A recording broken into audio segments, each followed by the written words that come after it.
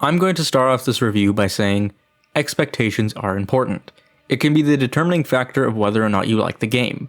And like with any game, people flock to reviews to see what people actually think about the game because a lot of times the promotional material just doesn't do justice in letting you know if it's worth purchasing or not. But in the case of Assassin's Creed Mirage, Ubisoft said it was going back to its roots and that it would be stealth focused. And it is. They weren't lying, but perhaps not in the way that you might expect.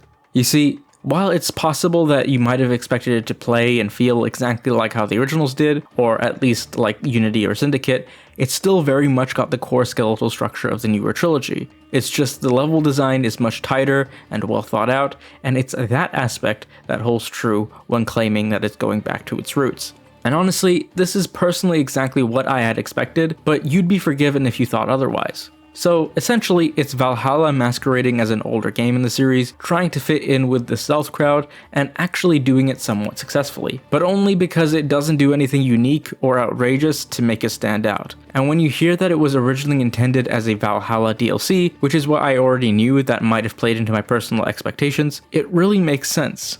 Now, this isn't to say that this is a bad thing, nor is it a particularly great thing. It's simply what you may have heard from a lot of people.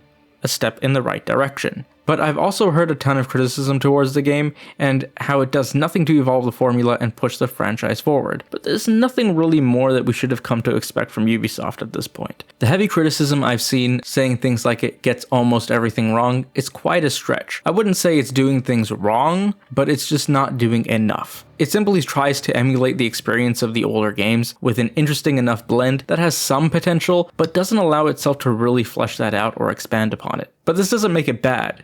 It's just almost too simple, specifically in the story and its overall execution. Understanding this is a smaller game with a cheaper price tag gives leeway to excuse some of this, but just because it's smaller doesn't mean it couldn't be more dense and more complex. Just look at Assassin's Creed Rogue. That game has to be one of the most underrated, if not the most, in the franchise, and that was a smaller game released on the PS3 and 360 alongside Unity for the PS4 and Xbox One. The story and the characters felt real and meaningful, and though it may be older and graphically worse, like the previous entries in the franchise prior to Origins, they all had better facial animations, which is incredibly important in delivering a scene effectively. And that was another thing that set these newer games apart from the older ones. The only reason I care for any of these characters in the newer ones is because of the main anchor holding it together, which is the voice acting. It's the reason why Bayek, Cassandra, and Eivor are all so likable to me. And here, Lee Majdoub is doing pretty much all the heavy lifting in this game, but even that is not enough. The story feels incredibly rushed and underdeveloped, and without getting into any spoilers, the ending felt abrupt and hollow to me. I felt absolutely nothing. Normally,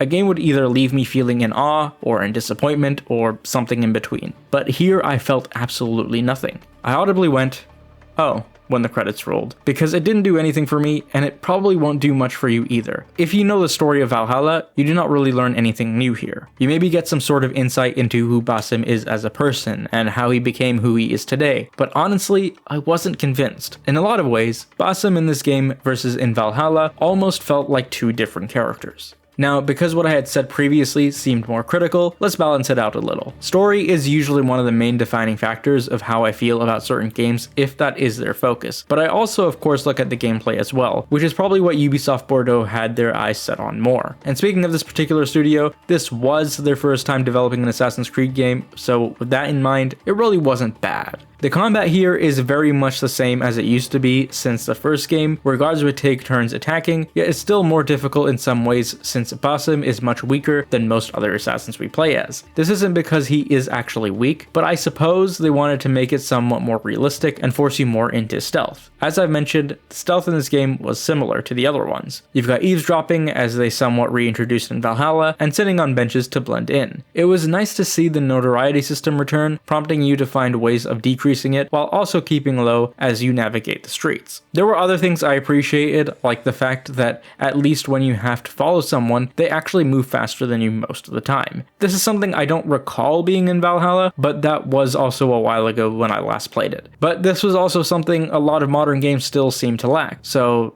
there's that. I also really like the implementation of the investigation system from the newer trilogy, as that feels like you're actually trying to uncover something and connect the dots that slowly unveils the next target. Though I think it would be far more impactful, at least if a few of those targets were already people you already knew, because unmasking them really means nothing to you, the player, or Basim, when he doesn't even know them. Perhaps one of them could be a person you meet and help in a side quest earlier on who turns out to be one of the Order members. I'm just spitballing here, but something along those lines would be pretty cool and interesting. And when it came to actually unveiling your targets and finally moving in to assassinate them, the game almost acts like it allows for different approaches, such as using merchants or going in yourself, which is something that you do in the previous games, except now you're bribing with tokens instead of the dirham you collect. I say acts because beyond that, you aren't given a whole lot of other options. I'm not entirely sure which direction it should go in moving forward, but it would be nice to implement some elements into the game that are more creative, like the Hitman games or Dishonored for example.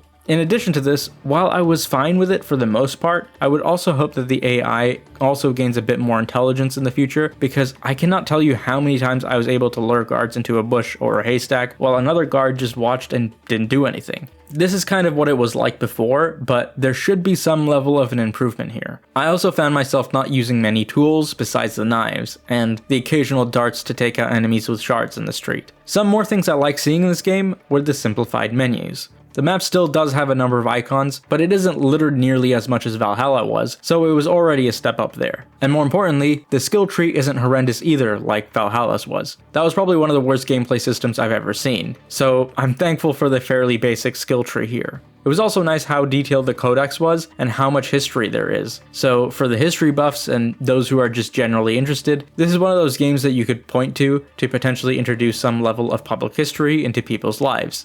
The inventory menu, however, while I found it to be alright, I have heard from other people who really like to customize their character's attire who found this to be a bit shallow. Of course, there are options to equip different outfits, costumes, and dyes. There isn't much of a wide range if that is what you're looking for. But I honestly didn't really expect anything else and was totally okay with this. You can also upgrade the durability of your outfit and your weapons, but only by visiting a blacksmith, the same way upgrades for your tools are only available at one of the bureaus. Depending on who you are, you may view this as a minor inconvenience. This is a section I am now just adding after recording most of this because I feel like it's worth outlining, even if my feelings largely still remain the same towards the end of the game. But I do feel like it's important to share for you to make up your own mind as to if this is even worth the reduced price compared to the other entries. There aren't very many bugs, and most of the complaints here are minor, but there are still a few worth considering. I've had a couple where I am simply not able to interact with certain NPCs, like this blacksmith here, or this cat that plays the same animation as in Valhalla. It is a quick fix by reloading a save, but I am playing on PS5 and it has happened more than a few times. Again, minor inconvenience, but it's still worth noting that this isn't a totally bug-free experience, and I don't really think any of us expected it to be. But apparently for my brother and a few others playing on last-gen hardware,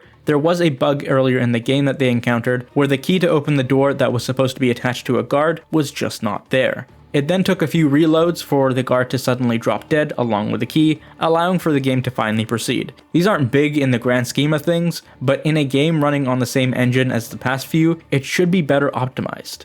And it's not. And like I said about the guard's AI before, I think that they are even less competent than they were before. There was a part where I decided to free a prisoner in a cage, but as I did it, I regretted it, thinking I was sending him to his death, as he walked through the front gate. But the guards just ignored him, like their prisoner didn't just escape. In previous games, they would react, but here, nothing. No response whatsoever. The AI's incompetence doesn't end here either. There was a quest towards the beginning of the game where you need to assassinate your first main target, but the game presents you the opportunity to use someone to call your target out in the open. But to do so, you need to retrieve his belongings kept inside the walls, so you spend time climbing around the side and find another way around so you can avoid the front gate. But he escorts you through the front anyway, and it's only through following the crowd that you can do this, which you're usually at the edge of. But if you're about 10 feet away, the guards warn you and get irritated. With that being said, although it might sound contradictory, I still enjoyed my time exploring the streets of Baghdad overall. All in all, the best way to describe this game is like a bowl of plain white rice. It's not bad, in fact, sometimes it can actually be quite good depending on the type, but it would be so much better complementing something else. It would be better if maybe there was some meat added to the character development, or some spices sprinkled into their performances, but it really depends on your tolerance. I actually enjoyed the gameplay while playing, because after playing tons of other games like Baldur's Gate 3 and the Phantom Liberty expansion with the deeper and more complex palettes, this one acted as a sort of cleanser I suppose I needed at the moment as we gear up for Spider-Man 2 and Alan Wake 2. But again, depending on who you are and your tastes, for you, it might be far too bland. But for me, it wasn't bad. It was just fine. Thanks for watching. This took a little longer to get out than usual as I continue to juggle school, but I would really appreciate it if you gave it a thumbs up and hit subscribe if you haven't already. And until next time, I'll see you soon.